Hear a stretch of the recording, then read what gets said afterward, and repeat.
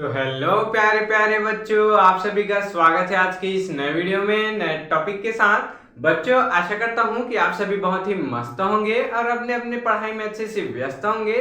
तो आज के इस प्यारे से टॉपिक में, आज के इस प्यारे से लेक्चर में बच्चों क्या पढ़ने वाले हैं, प्रत्यवर्ती धारा के अंतर्गत हम लोग प्रत्यवर्ती धारा के वर्ग माध्य मूल मान तथा शिखर मान में संबंध को किस प्रकार से स्थापित किया जाता है, इसके बारे में बड़ी आसानी से आपको जानकारी देने वाले हैं। इस लेक्चर नंबर 2 में बड़ी अच्छे से आपको समझाने वाले हैं कि किस प्रकार से संबंध ज्ञात किया जाता है एवं प्रत्यवर्ती धारा के वर्ग माध्य मूल मान क्या होता है, इसके बारे में भी आपको आसानी से जानकारी देने वाले हैं। तो ये जो टॉपिक है बच्चों, आपके बोर्ड एग्जाम में 3 नंबर में जरूर से पूछ लिया जाता है, जो कि प्रत्यवर्ती धारा अर्थात चैप्टर नंबर 7 के अंतर्गत आता है। और ये जो टॉपिक है बच्चों, इसको आप जरूर से तैयार कर लीजिएगा, क्योंकि आपके बोर्ड एग्जाम में 3 नंबर में पूछ लिया जाता है। तो चलिए अब बच्चों, इसी को हम लोग बिना किसी समय गंवाए आसानी से समझने का प्रयास कर लेते हैं। तो देख सकते हैं जो प्रत्यवर्ती धारा होती है वह क्या होती है, यहाँ पर समझने का प्रयास करेंगे।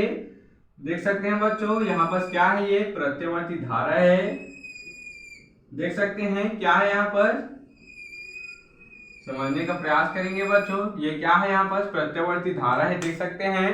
और ये जो धारा का जो मान होता है बच्चों, देख सकते हैं ये जो धारा है इसका मान होता है, यहाँ पर क्या होता है, ऊपर की तरफ आई नॉट होता है।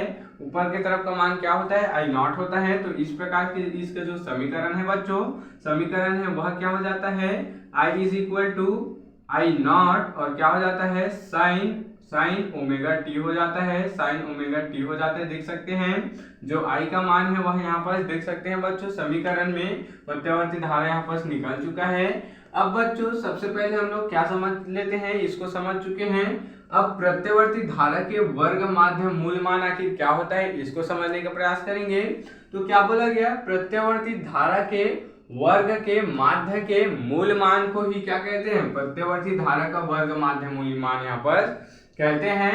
अब बच्चों आपको समझ में नहीं आया होगा, तो इसको समझने का प्रयास करते हैं। इसको पहले समझने का प्रयास करते हैं। तो क्या हो जाएगा, यहाँ पर आई आर एम एस हो जाएगा। आई को थोड़ा बड़ा बना लेते हैं। देख सकते हैं बच्चों क्या हुआ, यहाँ पर आई आर अर्थात बच्चों आर अर्थात रूट हो गया, एम मतलब मीन्स हो गया, एस इज इक्वल एस का मतलब क्या हो गया बच्चों, स्क्वायर हो गया। तो वही है यहाँ पर आई आर एम एस, देख सकते हैं इसी को वर्ग माध्य मूल यहाँ पर कहा जाता है, अर्थात रूट मीन्स स्क्वायर यहाँ पर कहा जाता है। और बराबर में क्या बोला गया बच्चों, बराबर में क्या बोला गया, प्रत्यवर्ती धारा, तो यहाँ पर धारा आई लिख देते हैं, के वर्ग के बोला गया है तो इसमें वर्ग लगा देते हैं। और क्या बोला गया, माध्य के, तो इसमें हम लोग माध्य डाल देते हैं अर्थात वेक्टर लगा देते हैं। उसके बाद क्या हो जाएगा, माध्य के मूल को ही क्या कहते हैं, प्रत्यवर्ती धारा का वर्ग माध्य मूल मान कहते हैं। अर्थात बच्चों क्या हो गया, यहाँ पर मूल को बोला गया है तो यहाँ पर वर्गमूल भी लगा देंगे। देख सकते हैं, तो देख सकते हैं आसानी से समझने का प्रयास करेंगे।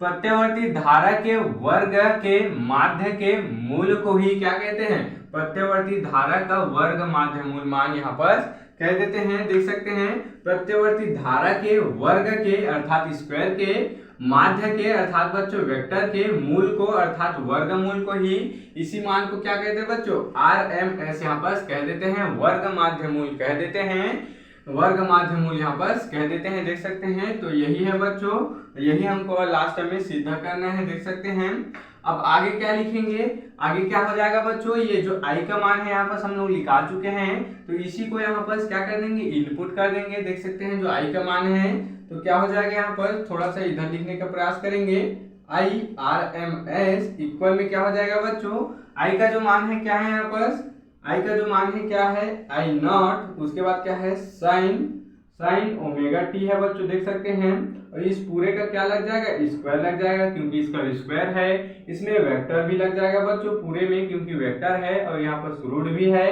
तो रूट भी यहाँ पर हम लोग लगा देंगे कुछ इस प्रकार से। देख सकते हैं, आशा करता हूँ कि आपको समझ में आया होगा। अब क्या करेंगे, अगले स्टेप में हम लोग ये जो स्क्वायर है उसका इसके साथ इंटू कर देंगे, तो आई नॉट का स्क्वायर साइन का स्क्वायर हो जाएगा।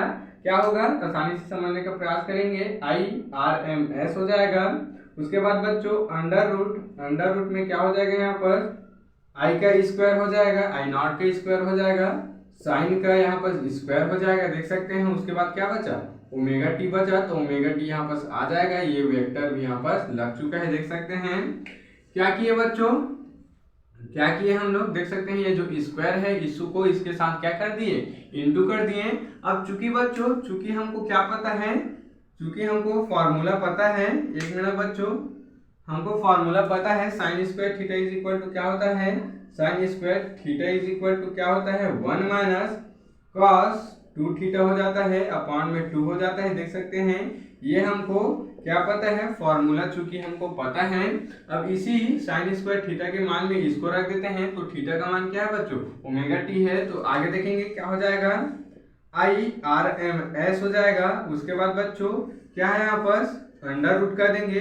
सबसे पहले मान को लिख लेते हैं, सबसे पहले बच्चों मान को लिख लेते हैं हम लोग, सबसे पहले मान को लिख लेते हैं। तो यहाँ पर क्या है, आई का स्क्वायर है, तो आई नॉट का यहाँ पर स्क्वायर हो जाएगा। साइन स्क्वायर थीटा का मान क्या है बच्चों, देख सकते हैं यहाँ पर कोष्टक में 1 माइनस कॉस स्क्वायर, उस थीटा का मान क्या है बच्चों, ओमेगा टी है, तो ओमेगा टी यहाँ पर आ जाएगा। अपॉन में क्या है बच्चों, अपॉन में 2 है यहाँ पर, तो 2 आ जाएगा, और पूरा का अंडर रूट यहाँ पर आ जाएगा, देख सकते हैं कुछ इस प्रकार से। तो देख सकते हैं बच्चों क्या किए, यहाँ पर कुछ भी नहीं किए। सबसे पहले जो वर्ग माध्य मूल है उसको मान को निकाल लिए, फिर बच्चों आई का मान है उसको यहाँ पर इनपुट कर दिए, फिर क्या किए, इसको स्क्वायर में बदल दिए, देख सकते हैं, इनटू किए। तो उसके बाद साइन स्क्वायर थीटा का मान यहाँ पर निकाल लिए, फिर मान को यहाँ पर क्या कर दिए बच्चों, आसानी से यहाँ पर इनपुट कर चुके हैं। अब बच्चों अब क्या होगा समझेंगे, यहाँ पर आगे यहाँ पर देखने का प्रयास करेंगे, समझने का प्रयास करेंगे। आगे क्या हो जाएगा, आगे अगर बच्चों पूर्ण चक्र जो है उसका मान 0 हो तो क्या हो जाएगा, अर्थात बच्चों एक पूर्ण चक्र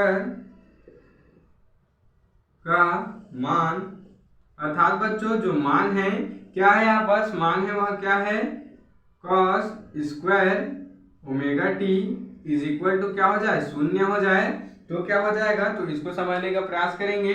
0 हो जाए तो क्या हो जाएगा, यहाँ पर आसानी से देखने का प्रयास करेंगे। IRMS हो जाएगा। इक्वल में क्या बचा बच्चों, इक्वल में क्या बचा, देख सकते हैं इतना का मान पूरा क्या हो गया, 0 हो गया।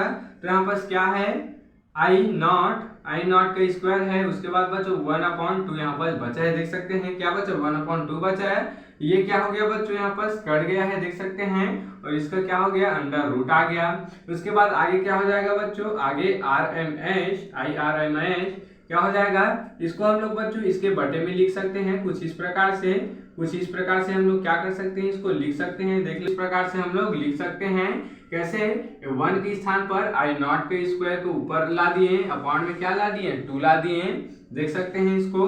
तो अब आगे क्या हो जाएगा, उसको समझने का प्रयास करेंगे। IRMS हो जाएगा। इक्वल में बच्चों, इक्वल में जो फाइनल आंसर है क्या हो जाएगा, आई ओमेगा क्या बचा, I0 बचा यहाँ पर, अपॉन में क्या कर दिए बच्चों, ये जो रूट है उसको नीचे ला दिए और 2 ला दिए, देख सकते हैं। कुछ इस प्रकार से ये जो मान है बच्चों यहाँ पर निकल कर आ चुका है।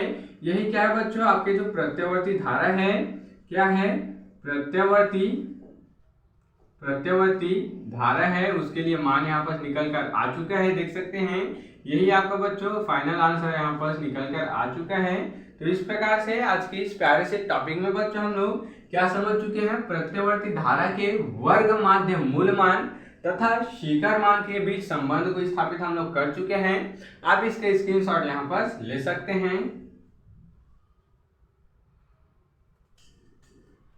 तो बच्चों आशा करता हूं कि यह टॉपिक आपको जरूर से समझ में आया होगा, और ऐसे ही और इम्पोर्टेंट टॉपिक के लिए मेरे इस चैनल में बने रहिएगा। अगर आप इस चैनल में नए हो तो इसको जल्दी से सब्सक्राइब करके बेल वाले आइकन को दबाकर प्रेस कर लीजिएगा। तो चलिए बच्चों फिर मिलते हैं किसी नेक्स्ट वीडियो में नए टॉपिक के साथ, तब तक के लिए जय हिंद जय भारत।